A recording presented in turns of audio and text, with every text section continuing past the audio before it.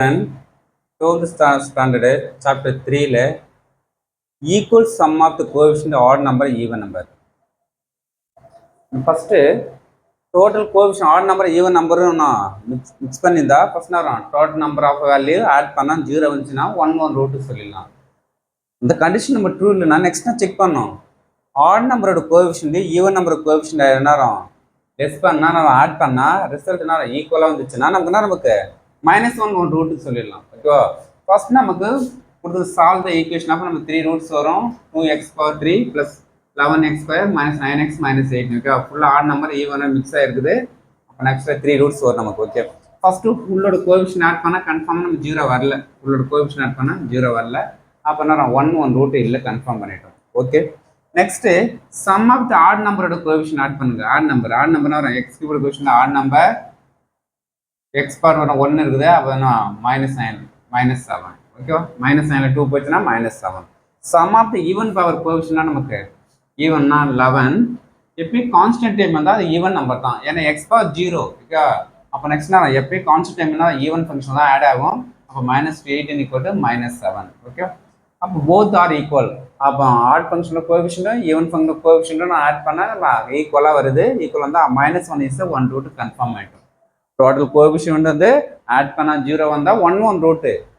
இல்ல அது 0 வரலன்னா extra add power coefficient even power coefficient ரெண்டு ஈக்குவலா வந்துச்சுன்னா -1 ரூட். அப்போ கன்ஃபார்மா -1 ரூட். ஃபர்ஸ்ட் கோஎஃபிஷியன்ட் எடுத்து யூஸ் பண்ணுங்க. 2 11 -9 -18.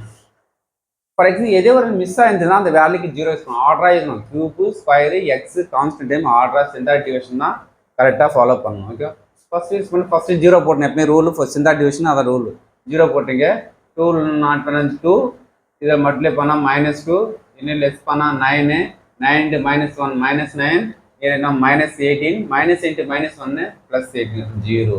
அப்போ நெக்ஸ்ட் என்ன ஒரு கியூப் ரூட்டே எப்படி நமக்கு -1 ரூட்லேருந்து ஒரு பவர் வந்து ரெடக்ஷன் பண்ணிட்டோம். அப்புறமே என்ன நமக்கு ஸ்கொயர் இருக்கும். 2x² + 9x - 18 = 0. 2 × -8 -36. ஓகேவா? இப்போ நான் மல்டிப்ளை பண்ணால் -36 ஆட் பண்ணால் 9 நமக்கு 12 × -3. ஓகேவா? 12 -3 போனால் 9 வரும் கரெக்டாக. இது மட்டும் -36. அப்போ இங்கே 2x பண்ணால் இங்கே 2x போட்டுக்கு இந்த 12 டிவைட் பண்ணால் 6 இருக்கும். இது டிவைட் பண்ண முடியாது. ஓகே, அப்போ x + 6 × 2x - 3 = 0. அப்போ x + 6 = 0, 2x - 3 = 0. அப்போ x = -6, 2x = +3 ஆகிடும். x = 3/2. ஓகே, அப்போ roots are -1 root -6 another root 3/2. அப்போ நமக்கு நம்பர் ஆஃப் ரூட் எவ்வளோ 3 வரணும். இப்போ 3 ரூட்ஸ் வந்துச்சா கன்ஃபார்ம் ஆயிடுச்சா? Okay, thank you student.